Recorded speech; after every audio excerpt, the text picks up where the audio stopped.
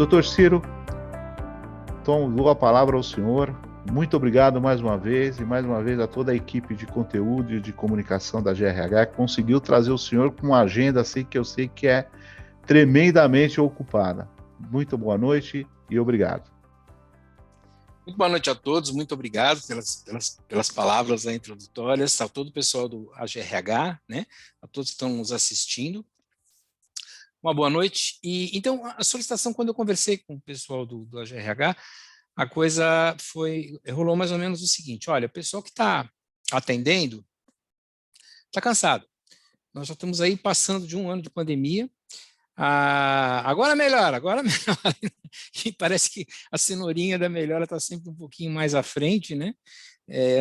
Começou com pacientes que eram só idosos com comorbidade, hoje já são jovens sem comorbidade, que ficam mais tempo nas UTIs. As vacinas não estão em dose suficiente, fora os problemas do dia a dia, né? Fora os problemas econômicos, fora os problemas de relacionamento interpessoal no trabalho, com as famílias, com os filhos, enfim, com todo mundo que tem direito. E o que me pediram especificamente foi instrumentos, né? Nós estamos precisando de pouca teoria, né? Nós estamos precisando de como é que a gente lida com isso. Então, eu vou procurar caprichar nos instrumentos. Nós vamos usar aqui o nosso bate-papo meio como um supermercado de ideias, né? Eu vou tentar condensar aí, usar, está todo mundo acostumado, né, a regra de Pareto, quer dizer, eu vou tentar usar os 20% de técnica que deve resultar em 80% de resultado. E vou, assim, fiquem à vontade para utilizar o que achar que é interessante e simplesmente desprezar o que achar que não é interessante, né? Eu quero destacar de cara que o que eu vou falar é baseado em pesquisa, então não tem um pingo de autoajuda, não tem um pingo de achismo, né? Foram estudos técnicos, científicos, que chegaram às conclusões daquilo que eu vou estar falando. Vamos começar aqui compartilhando a tela. Entrou? Feito. Sim, entrou. Então, nós vamos falar de fadiga da compaixão, de cuidados com o cuidador, né? Então, o que é isso? Antes de qualquer coisa, a gente precisa entender o que é compaixão, né? Se eu tenho alguém que tem compaixão, que vai ter uma fadiga, o que afinal é compaixão? Eu gosto muito dessa definição que é de um intelectual, ele já foi monge, não é mais, tibetano, que diz que é o seguinte: é a preocupação que surge quando vemos o sofrimento de outra pessoa e desejamos que esse sofrimento acabe, né? Para que isso aconteça, eu vou ter que ter algum grau de empatia, algum grau de ser capaz de sentir junto dessas pessoas, né? E isso se divide em dois grandes aspectos. Uma resposta emocional, que é a ressonância afetiva, né? Sentir com o outro pelo outro, então eu fico angustiado. Se o outro está triste, eu sinto triste. Se o outro está desesperado, eu começo a me sentir mal. Se eu estou ansioso também, acabo me sentindo ansioso. E tem uma resposta cognitiva que já antecipo ser mais adequada, né? Então, hoje, quando a gente fala em compaixão, a gente fala no sentido geral da situação. O que eu quero dizer com isso? Então, quando você vai relacionar com as pessoas, e principalmente consigo mesmo, o ideal é que isso seja feito com bondade, com compreensão e com aceitação. E a gente esquece que a compaixão ela tem que começar comigo. Quando os vários intelectuais do Oriente, né, principalmente de tradição budista, vieram para o Ocidente, eles não entendiam por que as pessoas não se tratavam com bondade, por que elas eram tão duras, né, consigo mesmo, porque é parte da nossa cultura, e a gente tem que quebrar um pouquinho isso. Então, existem 3 componentes, segundo essa psicóloga, que vão caracterizar a compaixão e também a compaixão conosco mesmo. Primeiro, a bondade com relação a si mesmo, tratá-los com suavidade. Se você não se tratar com suavidade, vai ser muito difícil tratar os outros com suavidade. Você até pode ter um jeitinho, ter uma aptidão social, mas a pessoa vai faltar um tempero, né? O segundo componente importante é a humanidade compartilhada. E aqui é um grande truque. O primeiro instrumento que nós vamos ter que ter quando nós nos relacionamos com os nossos clientes, que é perceber que aquela situação é compartilhada por muita gente, né? A gente costuma se perder num ciclo de achar que é só com a gente, né? É interessante, uma experiência bem fácil de ser feita, é você ouvir uma música que você gosta muito, uma letra que te toque muito, né? Se aquela letra te toca muito, de duas uma, ou o compositor tinha lá uma mesa esotérica capaz de captar seus pensamentos, ou ele captou os pensamentos de um grupo de pessoas, de várias pessoas. Ou seja, eu compartilho com outras pessoas uma mesma situação, né? Esse é o segundo componente que a gente vai entender melhor como é que isso pode melhorar a compaixão. E o terceiro componente é a consciência, ou seja, eu perceber quando a compaixão está acontecendo, né? Ele essa coisa, nós latinos somos muito de ligar no automático, achar que basta ter um sentimento que ele vai resolver tudo. Não é bem assim. Se eu tiver consciência, se eu perceber o que está acontecendo na situação, a coisa vai ficar melhor. Bom, a partir de agora acabou a teoria, tá? A partir de agora nós vamos partir para instrumentos práticos que fiquem à vontade para usar de novo como um supermercado de ideias. E alerta de spoiler, a primeira coisa que nós temos que ter em mente é um erro cognitivo, é uma crença muito falsa de que o cliente, o usuário, né, vem em primeiro lugar. Isso não existe. Você não pode dar o que você não tem. Então, se você lembrar do tempo que a gente podia viajar de avião, né, a aeromoça fazia aquele alerta, olha, em caso de descompressão, em caso de emergência, vai cair uma máscara, coloque a máscara em você primeiro e só depois de você ajustar a máscara no seu rosto, veja se quem está ao teu redor está com a máscara bem colocada. Esse é um conceito que, se você quiser manter a tua saúde, mantenha isso sempre presente, né? Você não pode dar o que você não tem. Então, se você está tenso, você não pode transmitir tranquilidade. Se você está deprimido, você não pode transmitir esperança. Se você está cansado, você não pode transmitir ânimo, né? Então, o primeiro ponto é cuide-se, né? Cuide-se. Esse é o primeiro ponto. O segundo ponto é que a progressão que a gente tem que dar tem que ser controlável, né? Passo a passo. Eu não sei das pessoas que estão me ouvindo, quem já está com burnout, quem ainda está super leve, está mega tranquilo, enfim, estão em diversos graus do que está acontecendo. Então, eu tenho que me preparar para uma grande média. E essa grande média está enfrentando essa situação de dificuldade há um ano, um pouquinho mais, né? Então, assim, esse problema que nós estamos vivendo, ele pode ser encarado como uma crise ou como um desafio. O que é que vai diferenciar ele ser uma crise ou ser um desafio? Basicamente, a região do cérebro que você vai estar usando, né? Se você utilizar sistemas de alarme, nós temos um sistema de resposta a alarme que reage a ameaças, é crise. Se você conseguir algum modo de desativar, ou melhor, de reduzir esse sistema de resposta a alarmes, o teu córtex pré-frontal, que é essa região aqui, ele vai ter mais oportunidade de agir e o nosso cérebro é da natureza humana ter curiosidade por descobrir coisas, né? E aí os problemas começam a virar desafio. Então, um dos primeiros truques é você, de alguma maneira, transformar o que é uma crise num desafio, para poder achar melhores soluções. Quais são? Não sei ainda, mas nós temos que procurar essa estratégia. Então, algumas coisas são muito importantes, né? Todo mundo já conhece, mas nós vamos... A ciência evolui sistematizando o óbvio. Muitas vezes eu vou falar coisas óbvias, mas se a gente não incluir isso no nosso dia a dia, se a gente esquecer disso, vamos ter problema. Então, pequenos passos, pequenas mudanças, né? Qual é o pequeno passo que eu posso dar para alguma coisa? Qual é o pequeno passo que eu posso dar para implementar na minha vida o resto do que eu vou falar aqui na nossa noite, né? Qual é a grande vantagem desse pequeno passo, né? É eu gerar um senso de controle. E cada vez que você vence, ganha, faz um pequeno passo, dá um passinho à frente, você gera sucesso, né? E sucesso chama sucesso.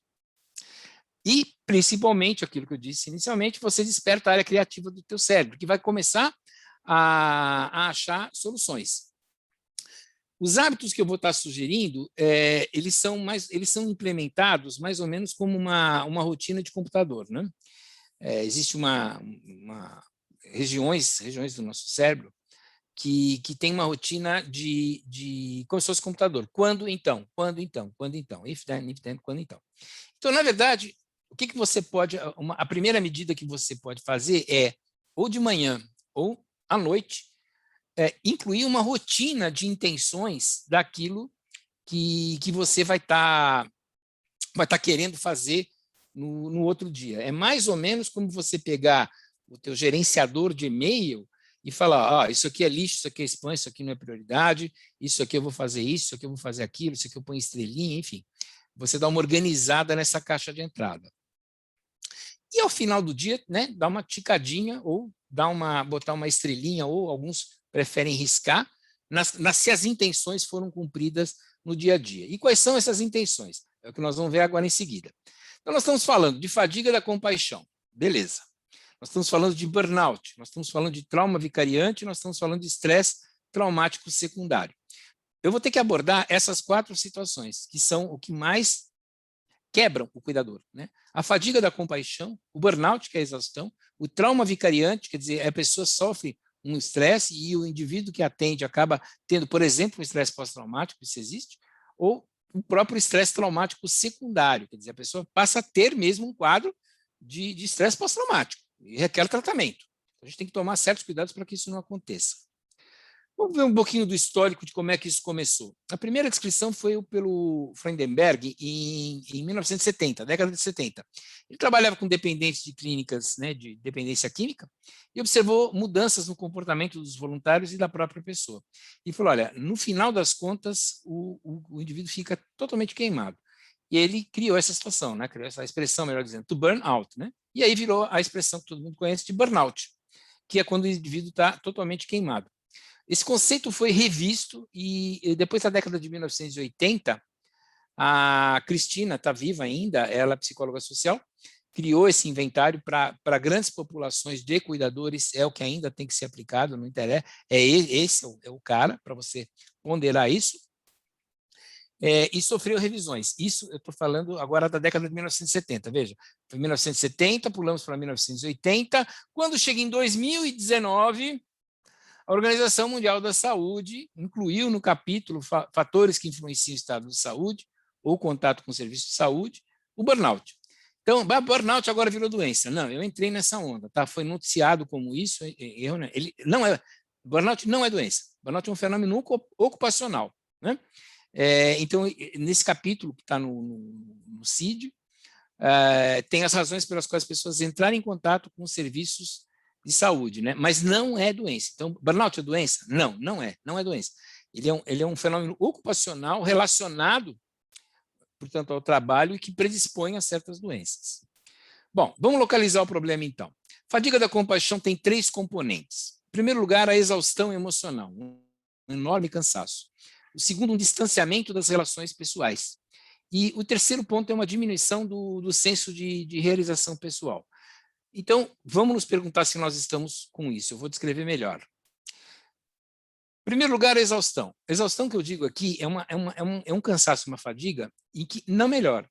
Não é aquele cansaço do final de semana em que eu vou tomar uma cervejinha, tomo um suquinho de caju, né, dou uma relaxada, como uma pizza e tomo um banho e durmo bem, no dia seguinte eu estou bacana. Não, é um cansaço que a pessoa não se recupera, Descansa e continua, descansa e continua. E por que está aqui M1 e H2? Porque esse é o primeiro sintoma nas mulheres. Normalmente não é o primeiro sintoma que aparece nos homens. O primeiro sintoma que aparece nos homens é a despersonalização. Então, é a identidade pessoal dissolvida. Mas o que mais chama a atenção, então, é a postura impessoal fria, o cinismo, o sarcasmo. Então, é aquela pessoa, aquele médico, aquele profissional de RH, de saúde, enfim, que sempre foi uma pessoa bacana e que, de repente, começou a ficar irritadíssimo, sarcástico, agressivo, né? É um dos primeiros sinais que aparecem no homem. Na verdade, isso acontece por quê? Porque o cérebro ele está em sobrecarga e ele tenta dar um jeito de reduzir os inputs. Como ele não assistiu a nossa palestra, ele não tem condição de avisar, olha, está entrando em burnout. Então, o que ele faz? Ele se torna uma pessoa extraordinariamente chata, crica, né? Agressiva, para ver se para de ter tanto input, para ver se ele consegue descansar. Ele quem? O cérebro. Né? E depois vem aqui a queda do significado daquilo que eu estou fazendo. Né? Começa a beirar bastante a depressão. Por que eu faço isso? Meu trabalho não serve para absolutamente nada, eu nasci para enxugar gelo. São sintomas bem importantes. Mas isso aqui não aparece do dia para a noite. Tem uma evolução em que a coisa vai caindo. Então, é muito interessante de conhecer qual é essa evolução para você tentar ver se está começando, se está no meio, se isso já evoluiu, e nos outros, e nas outras pessoas. Né? Então, o Freudenberg descreveu isso. Em primeiro lugar, começa com uma compulsão por provar o próprio valor, motivação bem grande, né? Para provar o próprio valor. Dificilmente pessoas irresponsáveis têm burnout. Está nem aí. Né? Então, o primeiro passo é que a pessoa tenha aquele desejo de ajudar, né?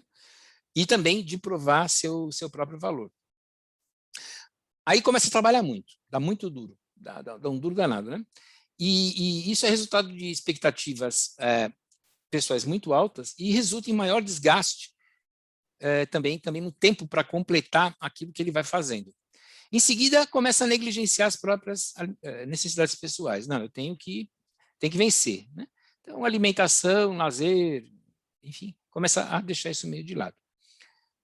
Na sequência, começa a ter uma revisão de valores. Né? Para que isso está rolando?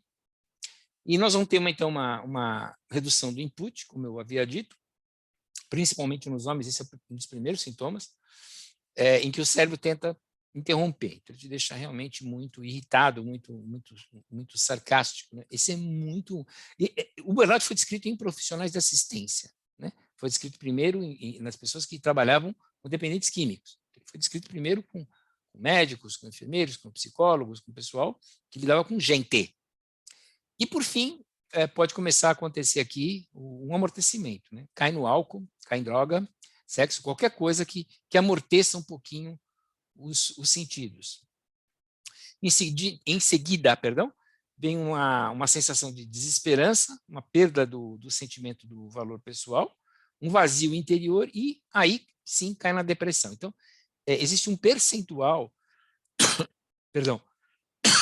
de pessoas que sofrem de burnout e que têm depressão concomitante. Na verdade, a depressão ela costuma caminhar junto com o burnout.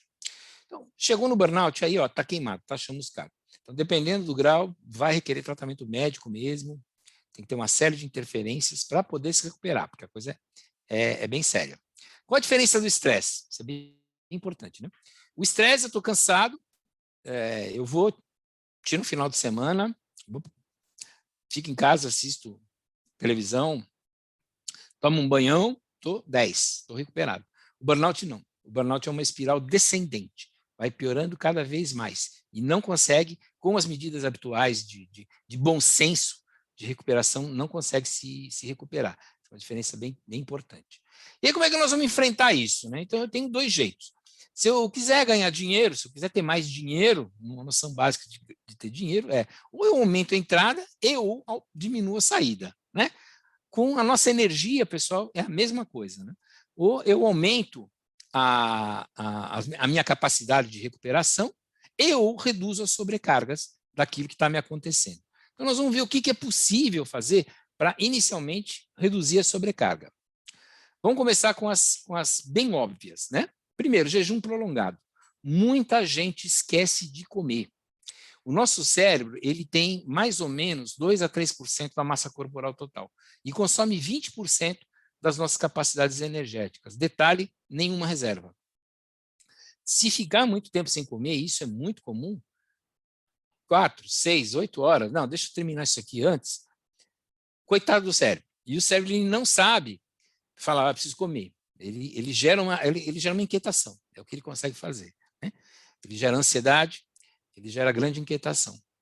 A alimentação também, alimentação saudável, é óbvio, mas tem que ser lembrado. Fruta, 4, 6 porções por dia de frutas e vegetais. Se não dá para comer, faz um sucão, né? Mas tem que estar bem, tem que ter vitamina, senão o organismo não tem recurso, ele não tem gasolina para continuar rolando. Beber água. Muita gente está esquecendo de beber água. Dá um jeito de lembrar, põe do lado e bebe água. E, por fim, hábitos de sono, né? Dormir mais ou menos sempre no mesmo horário e reduzir os inputs, reduzir as coisas muito excitantes antes de dormir. A gente fala mais um pouquinho a respeito. Gestão de tempo. Olha, eu já vi milhares de sistemas, né? O que me parece ser campeão são duas medidas muito simples. Em primeiro lugar, uma lista de coisas a fazer, que vai sendo ticada conforme você vai fazendo, né? Diferenciando, claro, o que é importante do que é urgente, e gerenciando a atenção. Quer dizer, você faz uma interrupção periódica de tempo em tempo. Então, é a estratégia Pomodoro. Chama Pomodoro porque o indivíduo que bolou, né, tinha esse tomatinho vermelhinho que ele botava o timer. Então, fazia 20 minutos de total concentração, para os 4 minutos, respira, toma água, espairece, volta mais 20 minutos, para 4, mais 3 vezes isso. E aí faz uma pausa que pode variar de 20 a 40 minutos, mais ou menos, para se recuperar. Estratégia famosíssima no mundo e dá muito resultado. Tão famosa que a gente acaba esquecendo, né, que ela existe. E acaba, não, agora só mais um pouquinho, e você não obedece a essa estratégia que é tão boa e está gerando sobrecarga, né? O balde está subindo. A multitarefa, sem chance, né? Não tem. Então, estou aqui participando de uma reunião do Zoom, eu preciso mandar aquele e-mail, deixa eu aproveitar aqui para fazer isso aqui. Tem o cara, eu preciso anotar isso aqui, e não sei o que, tá? Né? Não. O nosso cérebro ele não consegue dar atenção a muitas coisas ao mesmo tempo, não consegue. Quem pensa que está fazendo, não está fazendo. O que o cérebro faz é dar total atenção para isso, depois para isso, depois para cá, ele vai flutuando. Sabe em quanto chega a ser a perda de produtividade e que leva ao cansaço mental essas mudanças? Tem ideia? 40%. Né? Então, se eu pegar o mesmo grupo de pessoas, der uma multitarefa o dia inteiro, e se eu pegar essas pessoas que elas se concentrem numa única tarefa, os que fazem multitarefa perdem 40% de produtividade. É muita coisa. Quando a gente vai principalmente se preparar para o sono, mas à noite, de maneira geral, nós temos que ter presente o nosso sistema de resposta a ameaças, né, que fica no cérebro. Todos nós temos esse sistema que, como o nome diz, responde a ameaças. Vou falar um pouquinho mais porque ele é chave para a compreensão. Todo o nosso organismo tem sistemas que detectam o que está acontecendo no ambiente. Por exemplo, eu detecto temperatura. A temperatura está baixa, eu sinto frio. Tremo, põe uma blusa. Ou a temperatura está alta, eu sinto calor. Aí eu vou beber água e ligo o ar-condicionado. E tem um sistema de resposta à ameaça. Né? Estou atravessando a rua, tem uma figura tenebrosa, área, ninguém vai ficar pensando. Bom, esse sistema, no meio da pandemia, ele está sendo hiper mega estimulado. Né? Nós estamos vivendo, então, sob ameaça real. É real, não é fantasia. É real, o dia inteiro. Aí você vai à noite para se distrair, vai assistir um jornal televisivo com catástrofe. Ou entra nas redes sociais para ver gente agressiva. Ou vai assistir um filme de terror, né? E depois quer dormir. Depois não quer se sentir cansado. Não tem como. Não é isso, né? Então, assim, notícia, eu preciso dessa informação. Você precisa, olha, normalmente dá para esperar até o dia seguinte. Mas se você precisa, tenta diferenciar diante das notícias que você tem pela frente, se aquilo é notícia ou curiosidade mórbida, é fofoca, né? Que eu estou querendo. Nunca esquecer que, assim, é regra, na verdade é obrigação da mídia sequestrar a sua atenção, literalmente sequestrar a sua atenção, não permitir que essa região atue, permitir que os instintos estejam falando. Né? Portanto, a regra é notícia boa, notícia ruim. Para ocorrer esse sequestro emocional, está na sua mão não permitir isso. Para começar a dar chance de que o cérebro se recupere, para que você tenha a chance de encontrar soluções aqui no meio dessa tempestade. Não, vai ser muito difícil encontrar alguma coisa. Tem trabalho a respeito, né? foi feito inicialmente com um médico que estava com uma doença grave, ele começou, isso há muito tempo atrás, ele alugou lá uns filmes de gordo e magro, de comédia, e melhorou pra caramba de todas as suas doenças, né? Eu, Ciro, fiz essa experiência pessoal comigo, né? Eu passei a incluir na minha noite sempre, necessariamente, obrigatoriamente, comédia. Eu quero dar risada, né? Então tem aí na Netflix, tem na Prime, na Amazon, tem um monte. Filme noite foi feito para dar risada, né? Não foi feito para assistir tensão, né? Para você dar uma chance do cérebro recuperar o sistema de resposta a ameaças. Não vai cair em exaustão e foi a vida. Ó. Até essa questão do trabalho, é culpa do trabalho? Não, é responsabilidade pessoal sua cuidar de que esse sistema não seja estimulado inutilmente. Algumas crenças também podem estar presentes. Isso é do campo da psicoterapia, mas a gente já pode antecipar aqui as principais, né? Primeiro, algumas pessoas não se acham dignas de reconhecimento se ela não for exigente consigo mesma. Né? Tem uma crença, não pode elogiar que piora. E o problema é quando a gente fala isso com a gente mesmo. Então, a gente deixa de ter autocompaixão, deixa de se elogiar as próprias conquistas, os próprios momentos de bem-estar, por exemplo, porque tem uma crença arraigada de que não pode elogiar. Né? Muito ruim, tem que quebrar isso. A generalização de experiências adversas. Né? Isso sempre é assim. Não é sempre assim. Não existe nada que dure 24 horas por dia, né? De experiência pessoal. Então, tenta localizar naquela experiência e falar, não, neste momento, nestas circunstâncias, está sendo difícil, mas uma hora vai acabar. Né? Nós tivemos experiências anteriores, quem tem mais idade já passou várias crises no Brasil, né? Quem é mais jovem, é interessante até dar uma chance para as pessoas de mais idade lembrarem de outras crises de vida que foram superadas. Né? Então, isso não vai durar para sempre. A personalização indevida também, né? Quer dizer, não é com você. Lembrar isso, inclusive, para os nossos assistidos, clientes, enfim. E com você mesmo. Né? A primeira pessoa que você tem que alimentar é você mesmo. Né? Não, eu não estou à altura da necessidade. Né? Não, nem pensa isso. Está difícil para todo mundo. Está difícil para todo mundo. E, por fim, repetindo, o transformar o provisório em permanente. Né? Nós estamos vivendo, as coisas estão assim, as coisas não são assim. Né? Não há bem que nunca termine, não há mal, né, que nunca acabe. Eu já dizia minha avó, é o ditado que você tem que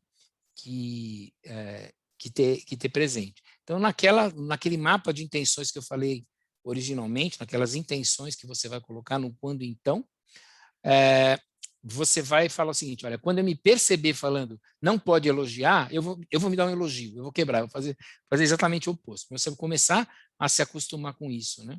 Quando eu sentir que a coisa parece que não tem fim, eu vou propositalmente lembrar que nada na vida é perpétuo. Né? A única certeza que a gente tem na vida é que vai acontecer mudança, tanto para bom quanto para ruim. Esse é um outro erro, né?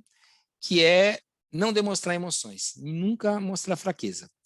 Em ambientes corporativos, dependendo da cultura da empresa, isso é um problema. No ambiente médico, não é um problema, é um horror. É um horror. O médico, na sua formação, ele é proibido de mostrar fraqueza. E é evidente, né, o que eu costumo, né, dar umas aulinhas aí para médico, eu falo o seguinte, olha, você não pode mostrar fraqueza na hora do atendimento. Né? Se o paciente lá está trazendo um monte de problema, você começa a chorar junto, eu nunca vi médico conseguir fazer isso de uma maneira eficaz. Não dá, né? Mas isso é na hora do atendimento. Isso não significa nos outros momentos da sua vida. Isso não significa expandir. Então, toma cuidado para esse não demonstrar emoção, não ser uma estratégia que muitas vezes é necessário para você fazer uma abordagem racional de um momento tenso e transbordar, expandir isso para toda a sua vida. Né? Isso é uma fortaleza. Isso não existe. E vai te derrubando. Trabalhar muito. Workaholic, né? Não dá. Tem que ter pausa. Ninguém anda num carro marcha máxima, 8 horas por dia, e espero que o motor aguente, né? Então, eu gosto da expressão fazer pit stop, né? Os carros de alta velocidade, eles param de tempo em tempo para botar um combustível. Voltando para a estratégia Pomodoro, a do tomatinho lá automático, você vai falar, não, eu vou parar, né? Eu vou parar. Isso é muito de cultura também da própria empresa. Eu atendo clientes brasileiros expatriados, e o pessoal que trabalha na Holanda, eles falam, como a cultura é diferente da nossa. Você está fazendo uma reunião, pode estar o que for, né? Quando chega 4h30, começa todo mundo a se mexer na cadeira. 4h40, quando chega 4h50, acabou. Não, mas a reunião acabou. Porque às 5 horas eu estou saindo daqui e vou para a praça tomar cerveja, eu vou fazer uma caminhada. Nós deveríamos fazer isso, né? Nós deveríamos, a própria instituição, no sentido de tanto cultural quanto de ambiente de trabalho, deveria colocar esse tipo de limite, né? Então, sempre que possível, tente estabelecer limite. Guerreiro solitário, problemão, né? Muito comum principalmente pessoal de saúde. Médicos, repito, tem isso direto, né? Ele é treinado para assumir plenamente suas próprias responsabilidades. Quanto mais a gente vai crescendo nas responsabilidades, mais você vai tendo que assumir essa postura de guerreiro solitário, né? Do Ranger, né? Eu estou lá no deserto, a última sou, né? Só eu contra, eu tenho que defender aqui os murais, né? Isso acontece, e é muito interessante que aconteça em diversas situações. Pegando o meu exemplo, que sou médico, se o médico não for treinado para isso, quando ele estiver numa sala de emergência com 4 pessoas graves ao mesmo tempo, e ele sozinho, sem ter que chamar, não dá para chamar ninguém, você fala, não, é comigo agora, e agora, tá ferrado, ele vai ser um médico. Mas isso é só naquele momento. O problema, de novo, é expandir essa crença. E a dificuldade de médicos trabalharem em equipe é clássica, né? Em grande parte porque a cabeça foi feita durante a faculdade nesse sentido, o guerreiro solitário. E não é só médico. Então, compensa você se perguntar até que ponto você não está se achando, né, o único responsável por tocar as coisas, né? Se não for eu, não vai ser ninguém. E é primo irmão do perfeccionismo, né? O bom, nós temos que lembrar, é inimigo do ótimo, né? Então, você nunca busque o perfeccionismo, né? Eu não quero as coisas perfeitas, né? Aliás, essa palavra deveria ser proibida, né? Ninguém fala em perfeição, vamos falar em excelência, né? E a excelência, ela vem de um aprendizado, e aprendizado vem dos erros, né? Tem até um meme de um fulano que lá procura um professor espiritual e fala, eu queria ser uma pessoa perfeita, como é que eu faço isso, né? Treinando e se aperfeiçoando, né? E como é que eu treino? O que eu tenho que fazer? Erre, né? Porque quando você erra, você consegue aprender. Então, a pergunta que tem que ser feita no final do dia, naquelas intenções, e ela consegue quebrar muito bem o perfeccionismo, o que é que eu sei hoje que eu não sabia ontem? Então, não é assim, o que é que eu sou de melhor, o que eu sou, qual a perfeição que eu atingi? Não, porque são regiões do cérebro, isso é importante, são regiões diferentes do cérebro que dão atenção para uma coisa ou outra, né?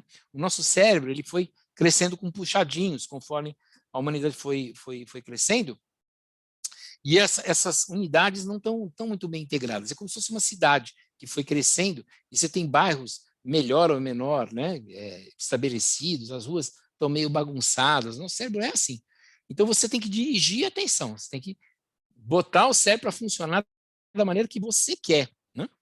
Então, você pode dirigir isso se perguntando com essa perguntinha, né? O que eu sei hoje que eu não sabia ontem, né? Então, com isso, você vai olhar as coisas que aconteceram de errado ou que não foram perfeitas no seu modo de ver com uma lição, né? Então, essa pergunta eu deixaria aí como fundo de tela, né? O que eu sei hoje que eu não sabia ontem a ser feito todos os dias? Bom, aí nós diminuímos a sobrecarga. Agora nós vamos ver como é que a gente aumenta a reparação, como é que a gente pode melhorar a nossa capacidade geral, né? Atividades restaurativas, elas requerem sempre que sejam com atenção, com foco, que tenham recompensa e que tenham repetição. Exemplo, tranquilo, hábito de leitura, atividade física e ou esportiva. E mindfulness. Mindfulness tem milhões de cursos por aí, e assim, é um grande antídoto, né? Mindfulness, se a gente voltar lá para os primeiros slides, você vai ver que eu falei em ter consciência, né? Em ter plena atenção. Mindfulness é a capacidade básica que faz isso. Se você tem um copo, né, que você tem um pouco de terra, adianta se você sacudir essa terra? Não, só vai ficar mais turvo. O que você tem? Deixar que a terra assente. E aí a água fica límpida e você pode o quê?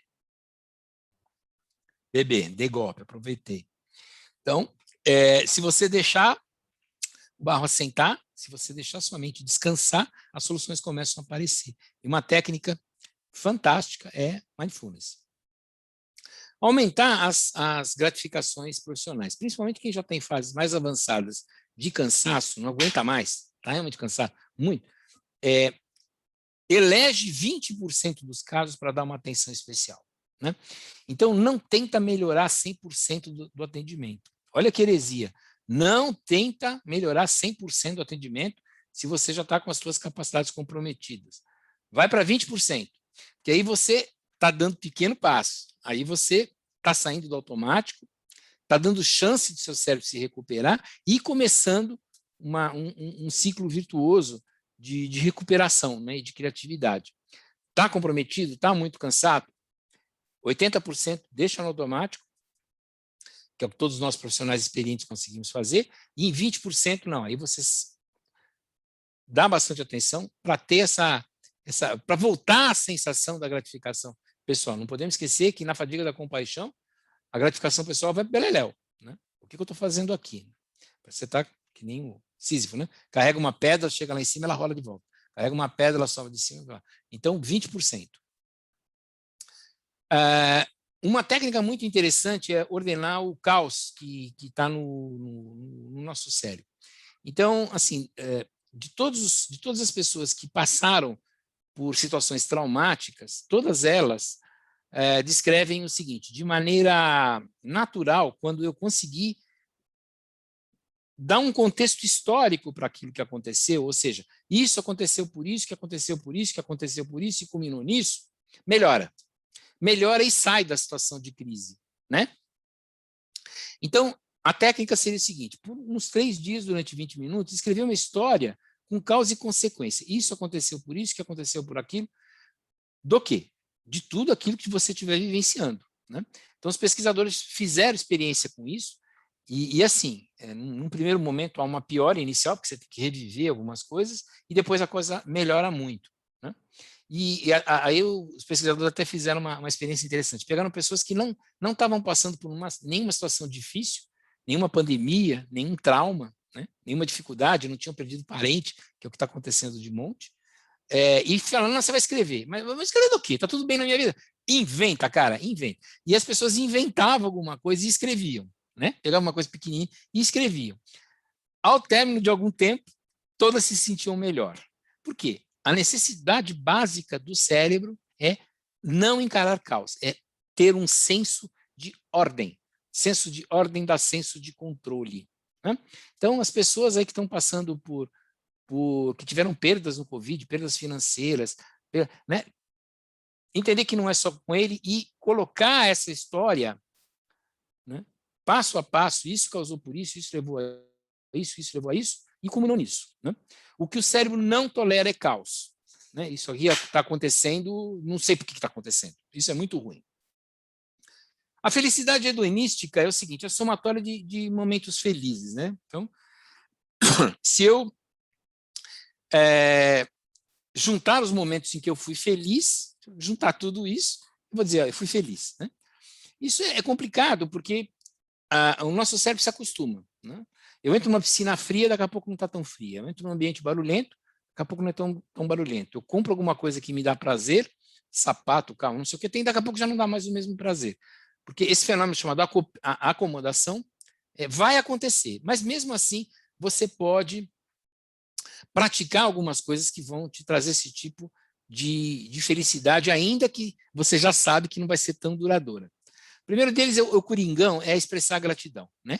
Então, você pode fazer diariamente um diáriozinho que você anote, né? Essa semana eu fiquei agradecido pelo meu banho que estava quente, porque eu fui entrar no elevador, alguém abriu a porta para mim, porque eu ia passar de carro, alguém me deu passagem, né? Pode ser coisa muito simples, até coisas realmente maravilhosas. Eu abri a janela e estava um nascer do sol, né?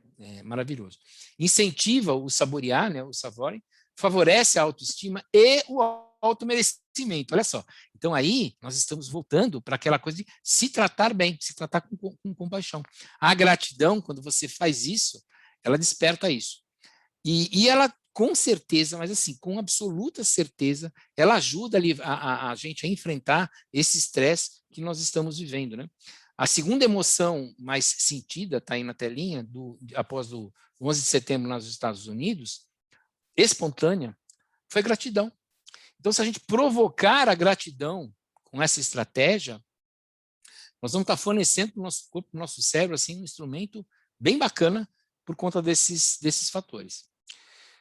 Gerar otimismo também, né? O que é ser otimista significa diferente para cada pessoa, você, né, cada um diz uma coisa, mas o que você pode fazer é dizer o seguinte, ó, eu vou organizar a caixa de spam aqui do meu cérebro, né? Ó, isso aqui é social, isso aqui é trabalho, isso aqui é spam, isso aqui é comercial, isso aqui é amigo pessoal, isso aqui é família, né? As caixinhas que eu vou fazer. Como é que você faz isso?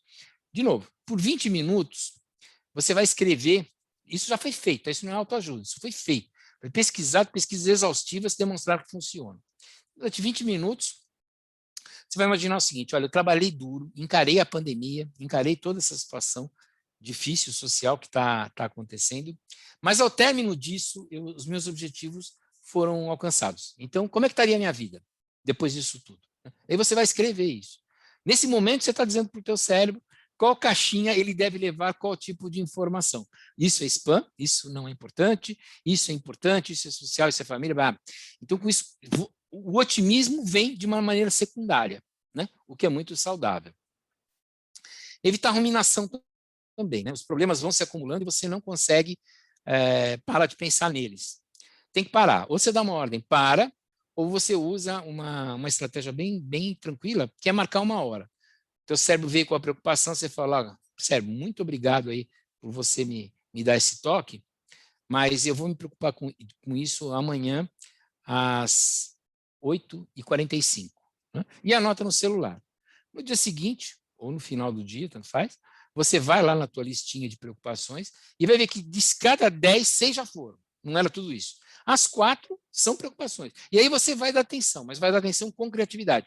Você não vai sofrer o sequestro emocional da preocupação daquele momento. Então, para evitar ruminação, marca o horário para se preocupar. Evitar comparação social. Né? Perceba quando você estiver se comparando e interrompa. Não. Sempre vai ter gente abaixo, sempre vai ter gente igual, sempre vai ter gente acima. E não tem como você ser feliz e se recuperar sentindo inveja. Não confunda com admiração. Né? Admiração é um sentimento bacana, mas inveja vai te ferrar. Tem um ditado tibetano que eu amo de paixão, eles dizem que todo o nosso sofrimento vem disso, né? Da inveja de quem está acima, da competição com quem é igual e do desprezo por quem está abaixo. Eu acho outro fundo de tela para ser colocado, né? Eu estou invejando quem está acima, eu estou competindo com quem é igual, estou desprezando quem está abaixo de mim, né? Claro que competição dentro do trabalho, a necessidade de você se colocar no mundo, tudo bem, né?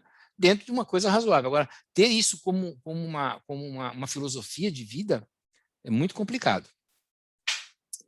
A felicidade eudamônica já é uma felicidade mais genérica, né? Essa é mais permanente. Então, assim, os estudiosos viram, isso está dentro de um capítulo da psicologia positiva, né?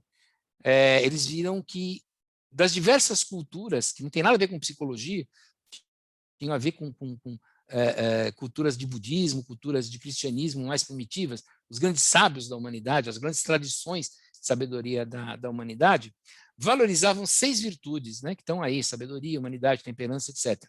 Então, eles dividiram essas essas virtudes em forças de caráter, aquilo que você teria, que você já nasce tendo e que você tem que iluminar mais ainda, né?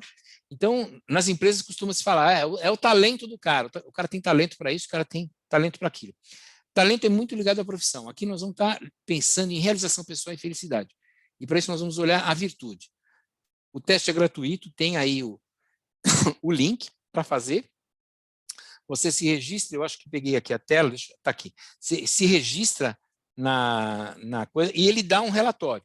Esse relatório vem nesse formato, né? E aí ele diz aqui na direita quais são os que você é muito forte e quais são os que você é muito fraco. Os que você se é mais fraco, você pode dar um pouquinho mais de atenção para ver se aquilo não está te dando problema. Mas tem que dar muito gás naquilo que você é mais forte, né?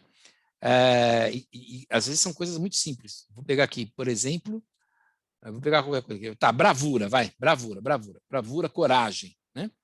Não é só coragem de guerra, por exemplo, a coragem de enfrentar os seus problemas interiores, ele é um tipo de bravura. E se você assistir filmes, por exemplo, que o personagem tem a bravura, você vai se identificar porque aquilo já é uma virtude para você, né?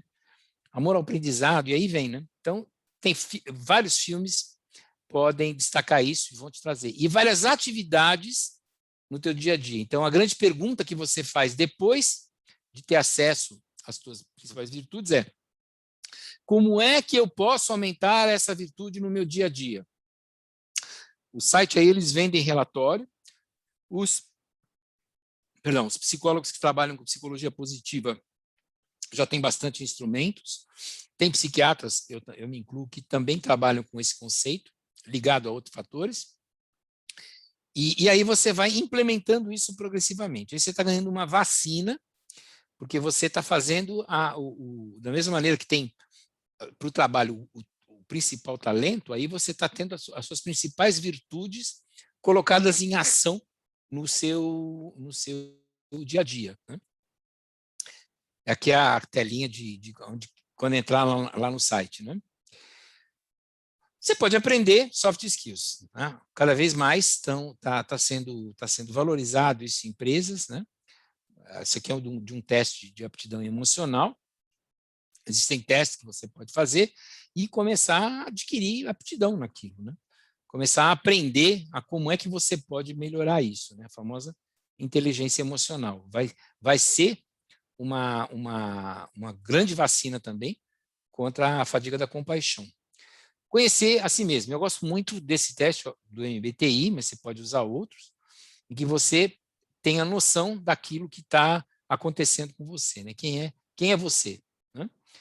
Eu gosto muito desse, mas tem vários outros, tem o DISC, enfim.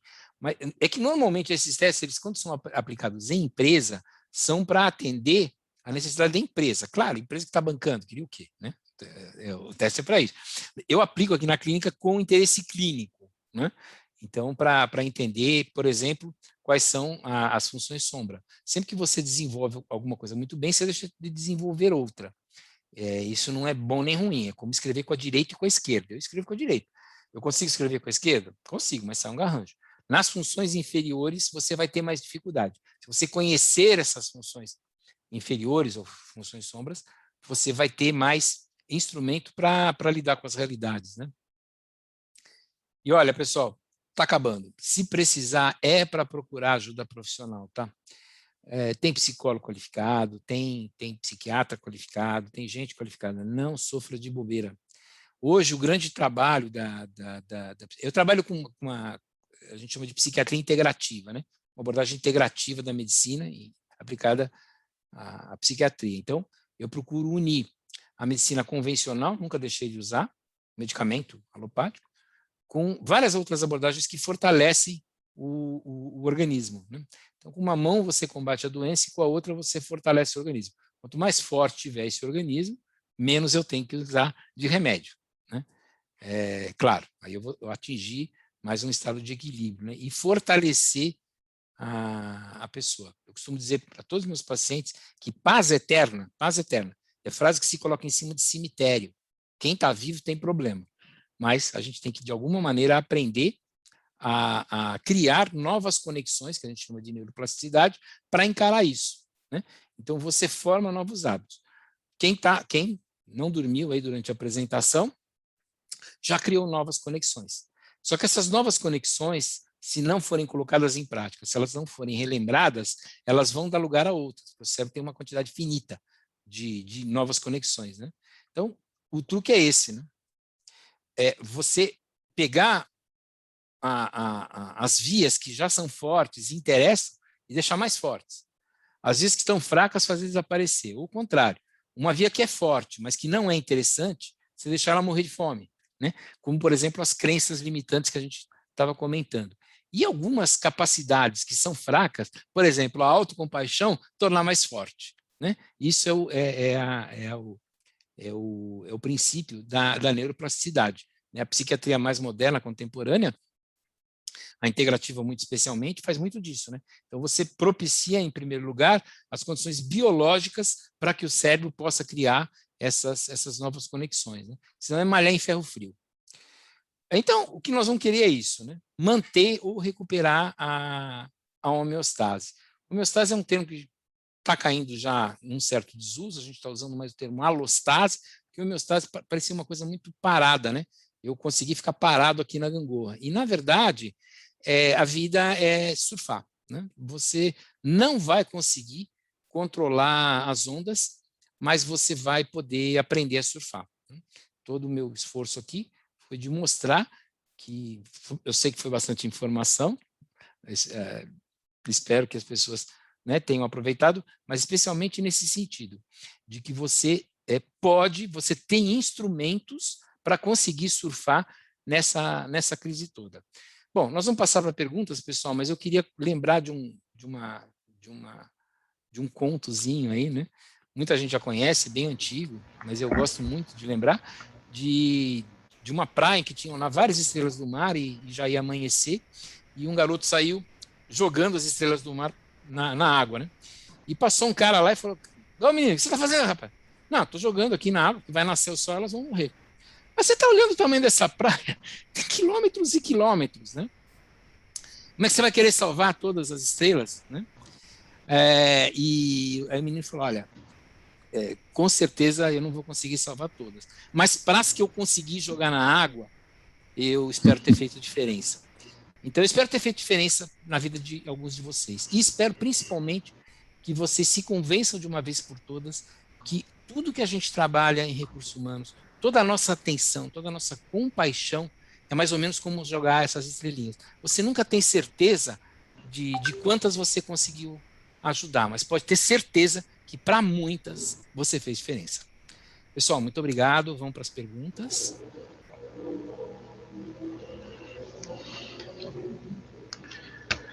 Excelente, excelente.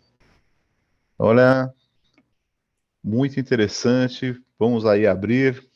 Elaine, Márcia, quem tem, torcido mais uma vez, muito obrigado.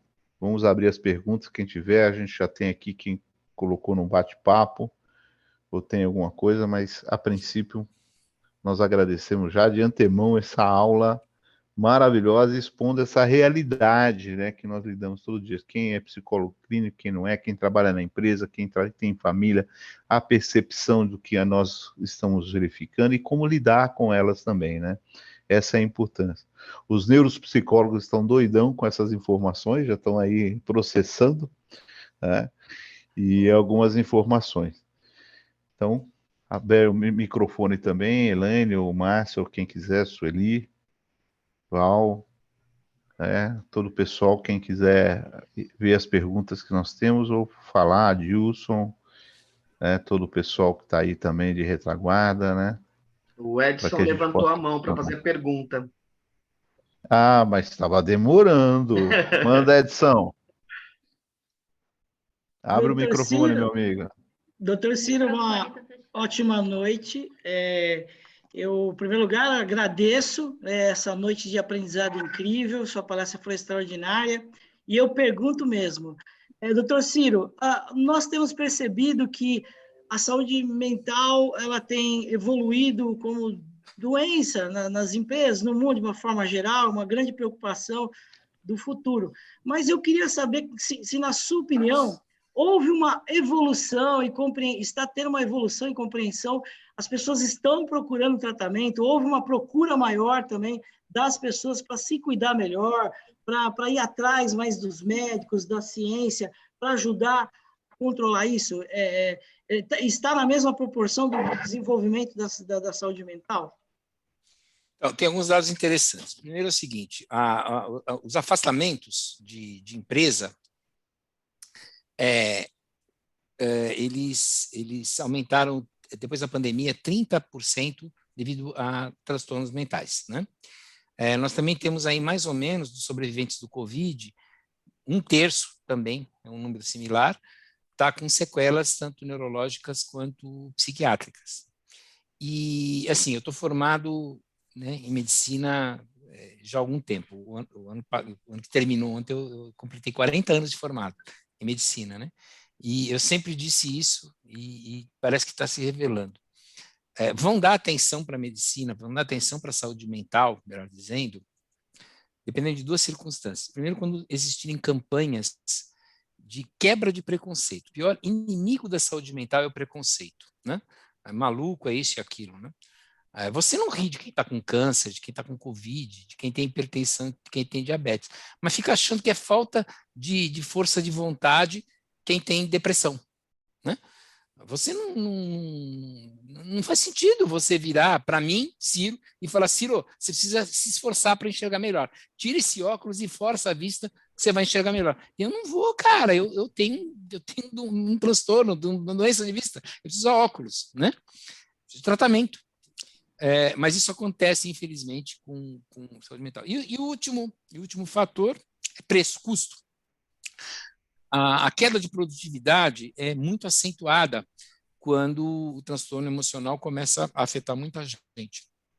E aí não tem jeito, tem que pagar, né? Tem que dar um jeito de abordar essas pessoas. Parece que o Covid, paradoxalmente, é uma grande oportunidade para que isso aconteça. A pandemia, ela propicia as condições econômicas para que haja investimento na saúde mental. Ela propicia uma quebra do preconceito, porque agora é o vizinho, né? Agora está dentro da tua casa, né? Uma pessoa deprimida, uma pessoa cansada. O pós-Covid dá uma nuvem, a pessoa não consegue entender direito. Afeta a cognição. O burnout afeta a cognição, né? Em fases muito avançadas, você não consegue tomar decisão direito, tem dificuldade de memória, o pós-Covid também, né? O cansaço é enorme, né? E isso não é frescura. Então, as pessoas estão percebendo a relação entre ter uma dificuldade que requer tratamento e o preconceito, né? Eu não posso ter preconceito, Edson. Obrigado. Então, Ciro, essas ferramentas que o senhor colocou, principalmente alguns testes, né? Que a gente, como diz que o MBTI? Não são chamados MBT, a gente não chama de teste, né? Chama de avaliações. Que eles não são homologados para psicologia, né? Então, não são homologados, entre parênteses, né? Posso só, entre parênteses. Claro, acabou de ir para o favor. Supremo isso, né? Isso, exatamente. Mas nós estamos lutando para o Supremo que não seja, porque não são Eu acho que tem que ser com gente né? qualificada, né? Exatamente. Por isso, quando comenta essas ferramentas, é muito importante. O senhor trabalha muito com neuropsicólogos também para isso? Como que é essa atividade sua dentro dessa... Sim, quando eu necessito, eu tenho psicólogos de retaguarda que me orientam em testes psicológicos mesmo, tem vários que eu aplico aqui na clínica, né? Com retaguarda de psicólogo. Alguns são escalas psiquiátricas, que isso são escalas médicas criadas, né, para problema médico. A avaliação cognitiva das funções cognitivas também a gente tem feito, e é muito interessante fazer essa ponte, porque dependendo da avaliação cognitiva, eu já sei qual é a região do cérebro que está afetada e já sei qual o tipo de... No meu caso, eu uso menos remédio, evito usar alopatia, né? Mas eu já sei qual é o grupo de homeopáticos que eu tenho que usar, o grupo de fitoterápicos que eu tenho que usar. Então, facilita muito na tomada de decisão da conduta terapêutica. Facilita muito mesmo. Então, eu trabalho, né? O trabalho é equipe, né? Trabalho em equipe. Aqui a minha equipe fica de retaguarda, eu não tenho no meu espaço físico pessoas à disposição, mas tem as diversas indicações, olha, vai fazer isso, vai fazer aquilo, tal, para a gente conseguir chegar ao melhor resultado possível. Ah, ok. É porque é muito interessante, né? Você fala na homeopatia, na fitoterápicos e tal, né? Vai para uma linha, porque eu comento que alguns remédios psicotrópicos devem ser colocados pelos psiquiatras, né? Então, principalmente com esses remédios, para que eles possam ser indicados, controlados, né, de uma forma muito mais tranquila também. Então, o que ocorre aí, né, nunca ninguém se automedicar, né, que é a nossa recomendação, né, e também sempre procurar especialista nisso. E quando o senhor falou desse, ainda mesmo atendendo muito, né, essas crenças ainda, né, que quem procura um psiquiatra, procura um psicólogo é doidão, né? É maluco, beleza, né? É interessante isso, como ainda nós estamos vivendo ainda essa transformação, né? E quem tem diabetes procura o endócrino, o que é? Né? É verdade. Eu tenho hipertensão, vou no cardiologista, sou o quê? Né? Então, esse preconceito é muito bobo. Mas isso tem que ser quebrado aos poucos, né? De uma maneira incisiva mesmo. Né? Isso tem que acabar. Da mesma maneira que hoje não se concebe, né, discriminação de escolhas de sexualidade, por exemplo, tem que entrar a psicofobia, tem que virar uma coisa séria. E em pouco tempo, claro que isso vai aos poucos. Né? Nós temos experiências anteriores que falam de mudanças. Por exemplo, o uso de cinto de segurança. Eu estava comparando isso com o uso de máscara, né? Não, nós temos que conscientizar as pessoas. Esquece, você não vai conseguir. O cérebro entra em acomodação, multa pesada. O cinto de segurança é um caso clássico. Foi instituído o cinto de segurança, gastaram uma boa grana para conscientizar as pessoas, para mostrar as vantagens de usar cinto de segurança, não adiantou nada, zero, uma porcaria, o resultado foi medíocre. Meteram uma multa alta, em 1-2 anos, as pessoas estavam usando, né? E hoje, essa multa muito menos, né? Não tem necessidade, incorporou o comportamento. Então, depois que o comportamento é solidificado, ou seja, depois que é formada uma trilha neuronal, né? Na trilha. Nós estamos falando de novo, né, da neuroplasticidade, ela fica.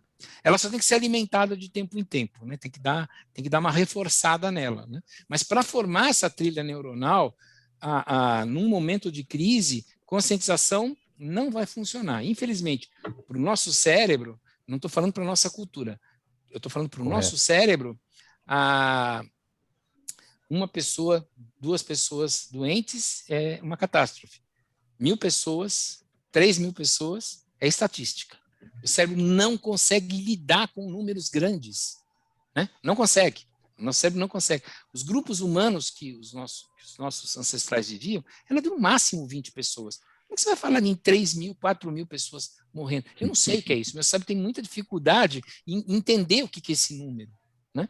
Então, assim, em situação em que você tem a necessidade de incorporar um comportamento de higiene coletiva, seja no sentido de combater uma psicofobia, seja no sentido de utilizar uma máscara, manter distanciamento social, lavar a mão com álcool, é multar, não tem papo. Não até formar a trilha neuronal. Formou a trilha neuronal, relaxa. Aí você já pode relaxar um pouquinho mais. Respondi? Que interessante. Não, com certeza, com certeza. Eu diria que em todas as aulas, né, de psicologia ou nas formações, a gente deveria ter essa matéria lá atrás, sabe? Para poder estar discutindo isso e trazendo com isso com um fator mesmo neuronal e comportamental, né? Então, na vida, né, a gente demora para aprender isso, infelizmente, né? Quando aprende também, né? Okay. Nosso cérebro tem regras próprias. Ele tem regras próprias. E, assim, a gente tem algumas crenças que são totalmente erradas. Se eu estou sentindo, é verdadeiro. Bobagem. O cérebro traz, muitas vezes, emoções, sentimentos que são totalmente falsos. Tudo aquilo que eu penso é verdadeiro. Bobagem. Né? Se eu passo numa rua, alguém me xinga, e um cara bêbado, esse cara está bêbado, não tem nada a ver. Mas se eu me olho no espelho e falo as mesmas palavras, eu passo a acreditar. O nosso cérebro não é bem integrado, ele tem as áreas funcionando de maneiras mal integradas. Na nossa, a chamada memória fisiológica, que é a memória que a gente é como o hardware, né, que vem do computador de fábrica, ele já traz certas rotinas, e essas rotinas têm falhas. Por exemplo, nós não conseguimos pensar em grandes números. Então, nós não vamos conseguir nos sensibilizar por tantas mortes. Algumas pessoas até conseguem, tá? Mas nunca como de eu saber que o meu vizinho teve problema. Então, repetindo, se eu quero mudar um comportamento, e eu tenho que enfrentar uma memória fisiológica do cérebro, eu tenho que bater. Eu tenho que enfiar mesmo, né? Contra a psicofobia, contra o uso de máscara, aglomeração, é multa e acabou. Excelente. Boa noite. O senhor falou num ponto aí no foco, de manter o foco num assunto só. Agora, quando a gente está em casa, assim, home office, e que, de repente, você tem outros afazeres em casa que, de repente, se mistura. E eu estou vivendo esse momento agora por causa que eu tenho, necessariamente, que mudar o meu foco. Então, se eu estou trabalhando, eu tenho que sair desse foco. Chega à noite, realmente eu fico bem mais cansada. Mas eu não tenho outro jeito de mudar esse foco. Como que a gente faz? O bom é inimigo do ótimo. O bom o bom é inimigo do ótimo. Se eu conseguir, pelo menos, reduzir, se eu conseguir incorporar no meu comportamento, se eu já não aceitar isso com naturalidade, as coisas começam a acontecer. De novo, é como informar por uma caixa de administração dos e-mails o que é spam, o que é importante, o que tem estrelinha, enfim, o que não é. Se eu começo a entregar para o meu cérebro esse imperativo de que é o que eu quero, as soluções podem começar a aparecer, né? Aí essa região do meu cérebro, que é o córtex pré-frontal, começa a achar soluções, né?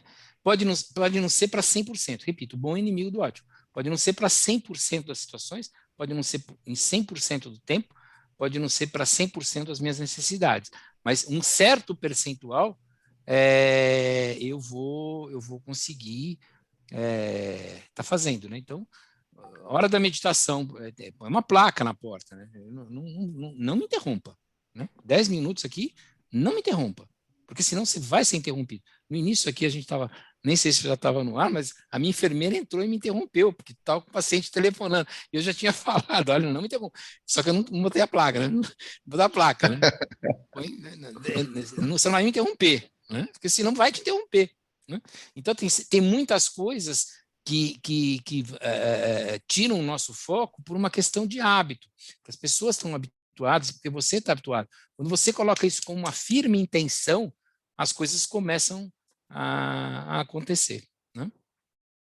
Não 100%, bom é inimigo do ótimo, né? Não busque a perfeição. Estou falando o tempo todo para não ser perfeccionista, né? Você ainda vai ter distrações, você ainda vai ter que fazer mais de uma coisa ao mesmo tempo, mas em grau bem menor, né? Economizando o cérebro, as energias. Não sei se eu respondi isso, Eri. Sim. É que eu estou tentando, né? Tentar os horários para isso, mas quando você tem uma pessoa doente em casa, aí tem que ficar tratando, eu estou ficando um pouquinho assim mais cansada. Mas estou dando conta. Mas é difícil. Chegar no fim do dia, eu falo, dei conta. Fiz tudo. A fadiga do cuidador, né, inclui isso, ter uma pessoa doente em casa. Aliás, o nome fadiga do cuidador surgiu com cuidadores de pessoas, por exemplo, que tem um parente com Alzheimer em casa. Mais ou menos isso. Eu tenho que ser muito firme com essas pessoas e falar o seguinte, olha, é melhor você ter lá 10 minutos, 20 minutos, 1 hora de amor verdadeiro que 24 horas de frustração, né? Então, distribuir esse cuidado com outras pessoas, se tiver essa oportunidade, distribuir esse cuidado, e não pode se sentir culpado de recuperar energia.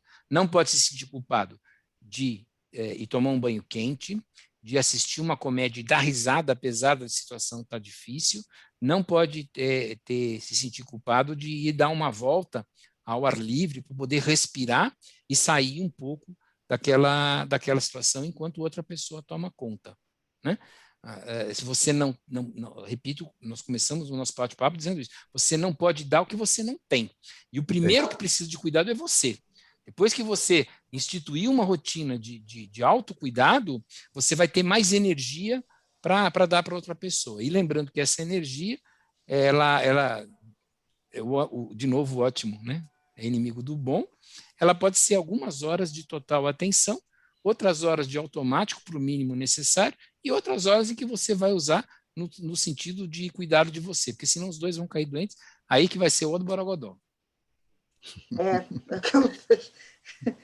Bom, tem umas perguntas aqui que acho que eu vou... Tem a Sandra, não sei se ela pergunta, doutor, falando do agravamento da saúde emocional, tem realmente aumentado casos de automutilação dos jovens? O senhor percebe isso no consultório? Aumentado os casos de? Deixa eu ver, de automutilação. De automutilação. Sim, é um tipo de somatização, né? Eu atendi essa semana, né? Uma moça, ela mora em Belém, e uma família muito, muito estabilizada, e ela veio já com o braço todo cortado, né? É uma forma tanto de autoagressão, quanto de agredir os outros, porque se o pai, a mãe, né, quem fica em volta, fica desesperado com essa situação, a pessoa pode estar usando isso de uma maneira manipuladora, mas, de qualquer maneira, merece tratamento, né? Merece ser atendido com todo carinho e cuidado, o que não quer dizer que muitas vezes você não tem que ser mais rígido, né, na atenção que você vai dar. Eu tive a felicidade de ver que essa paciente que eu atendo de Belém, ela está maravilhosa, mas eu não sou santo milagreiro. Já tive casos em que, infelizmente, a evolução não foi tão boa. Mas, concretamente, sim, eu percebi.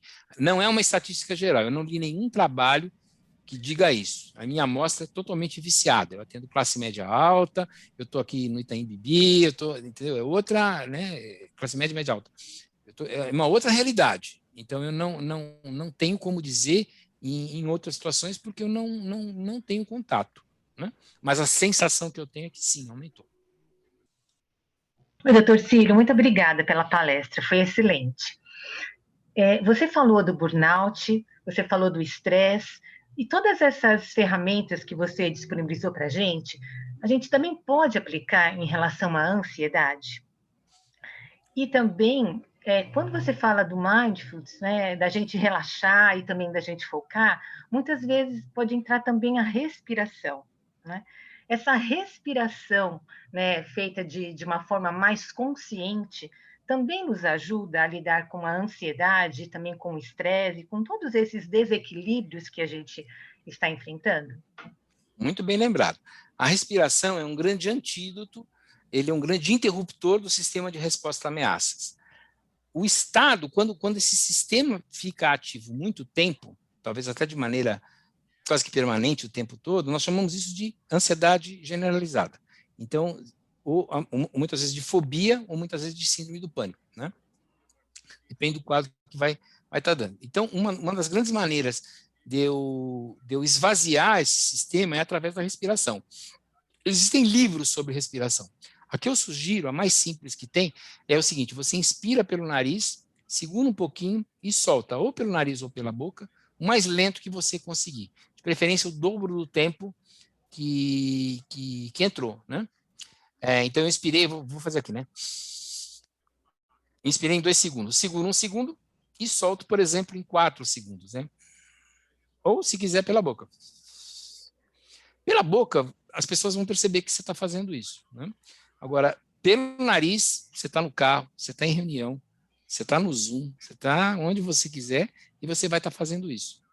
E é bacana porque, ao diminuir esse estado de inquietação e de ansiedade, você vai tomando mais consciência. E é interessante criar essa nova via neuronal, que é perceber quando a atenção está se acumulando precocemente e já instituir essas medidas. Então, você já sabe, né, nós já vimos hoje, você não pode ficar muito tempo sem comer, né, isso vai piorar para o cérebro, você não pode... né, tem todas as medidas aí que a gente falou.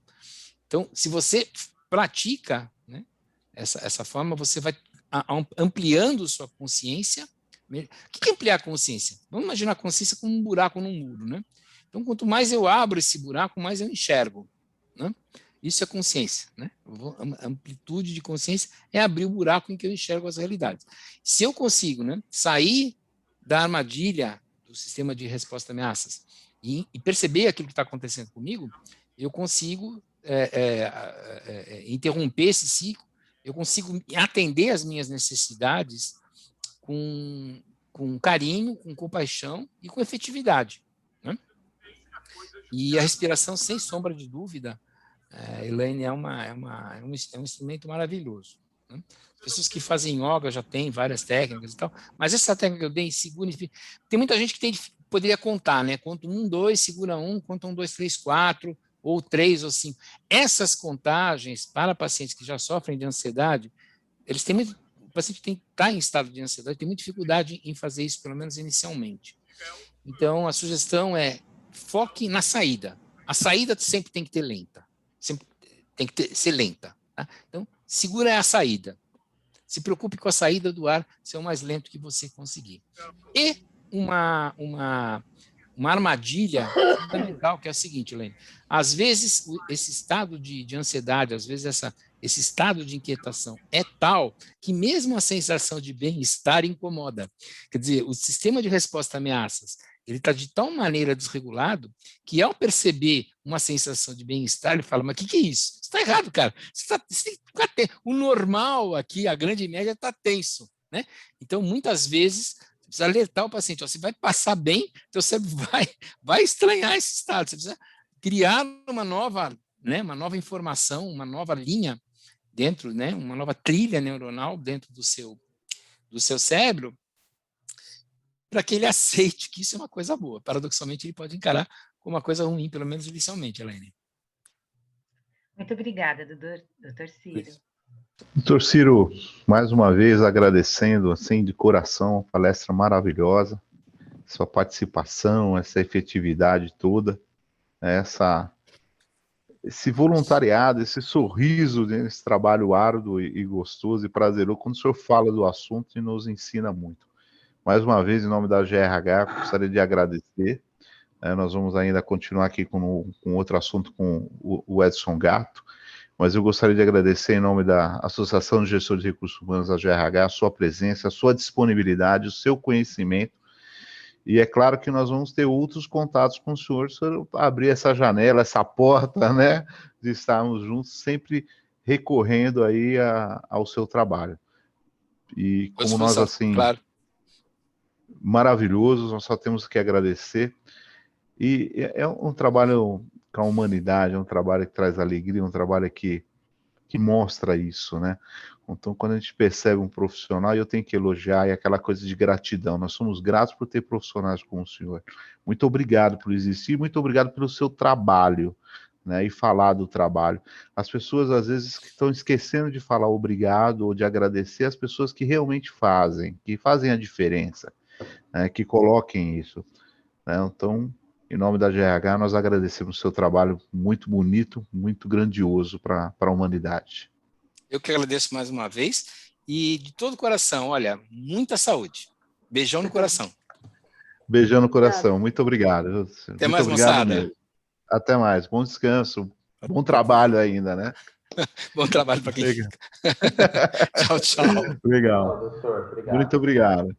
Gostaria agora de conversar um pouquinho com o Edson Gatto, com esse trabalho novo dentro da GRH, que é um trabalho que já vem desenvolvendo a questão da saúde e esse subgrupo que está sendo formado. Gatto, você está por aí, meu amigo? Sim, estou aqui. Eu sei que você está aí, cara. É claro que eu sei. Legal. Queria que você colocasse um pouco esse trabalho maravilhoso que você vai tomar conta desse trabalho. Na verdade, já o vinha sendo feito, com certeza, com maestria. Mas agora, eu sei que você preparou um filme legal também para nos mostrar esse trabalho, que vai ser um canal muito legal para as pessoas que estão dentro da GRH, não só, e vamos abrir esse grupo para mais pessoas que não estão ainda se associando à GRH. Né? Um trabalho muito maior, porque é um trabalho com comunidade, né? É um trabalho social, um trabalho de saúde, né, Gatto? Explica um pouquinho mais para nós aí, por favor. Então, a GRH já vinha com essa ideia aí, já com a Dilson atrás, e depois você assumindo a presidência também, de criar grupos técnicos, a gente voltar um pouquinho a discussões mais do dia a dia a respeito dos problemas dos gestores de recursos humanos. E aí, o primeiro grupo aí que surgiu, né, a gente já vinha fazendo um trabalho no passado, foi o Grupo Saúde, ao qual me sinto honrado aí pelo convite de fazer essa coordenação, em conjunto, né, sempre com vocês da diretoria, o respeito que todos nós temos pela diretoria da GRH. A ideia é que saúde é um negócio premente, né, agora, em função da pandemia, e já vinha sendo muito discutido no passado, a pandemia só nos fez falar mais sobre o assunto. Vocês já vêm fazendo um trabalho maravilhoso. A gente já falou aqui sobre planos de saúde mental também, acho que é a segunda palestra que a gente ouve, já falamos sobre espiritualidade. Quer dizer, então, o que nós pretendemos com isso? Organizar as empresas interessadas e discutir temas específicos do dia a dia, que afetam o dia a dia dessas empresas. Então, nós vamos convidar as empresas a participar, criar subgrupos e tirar as dúvidas do dia a dia mesmo. A gente tem um conhecimento técnico, mas os gestores de recursos humanos têm a prática do dia a dia, suas dificuldades. E é isso, nós vamos criar um grupo forte de debate, de palestra, de tirar dúvidas, de cursos, de seminários, várias coisas interessantes para a gente ajudar os nossos gestores de recursos humanos e as empresas associadas da GRH.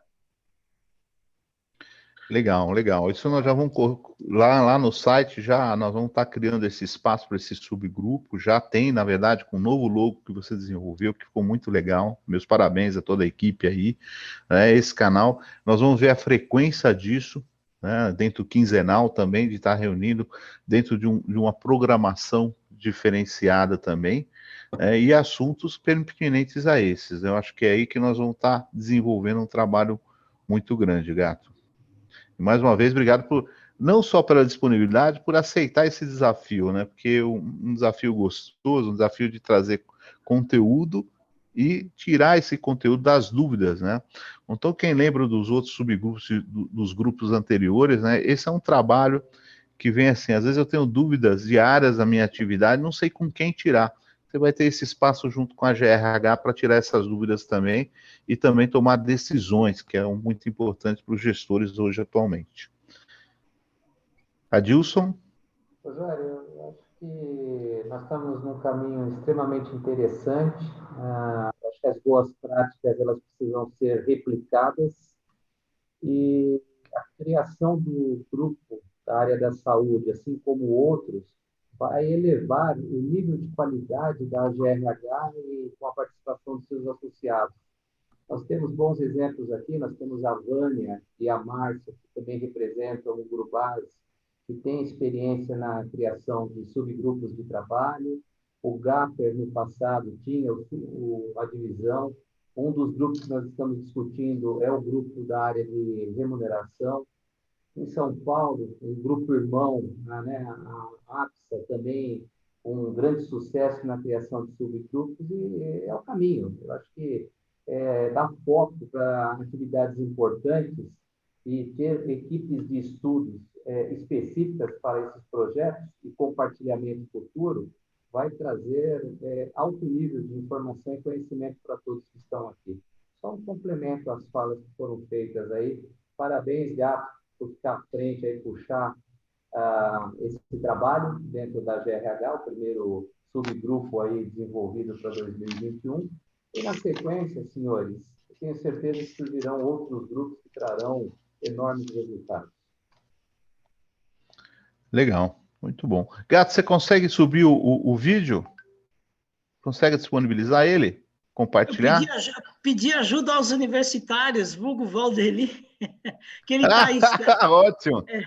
Porque ótimo, ele está no controle aí como host, né? Se ele consegue sim. passar o vídeo para a gente. Legal. Enquanto isso, eu queria, o seguinte, falar da nossa próxima atividade, que dia 13/5, olha só, Reinaldo Passadori já está confirmado com a gente, próximo evento da GRH, no dia 13 de maio. Reinaldo Passadori aí fornecendo aí uma tremenda palestra para nós, um curso aí muito bacana dentro das atividades. E aquelas pessoas que ainda não fizeram a agenda junto ao Sebrae, né, naquele curso também, está disponível lá, não esqueçam de fazer a agenda, principalmente pela consultoria individual. É uma consultoria individual que faz parte do programa que a gente está fazendo junto com o Sebrae também. Legal, vamos lá com o Valdeli, tá aí, tá ok? Ok. Ok. Legal, Val.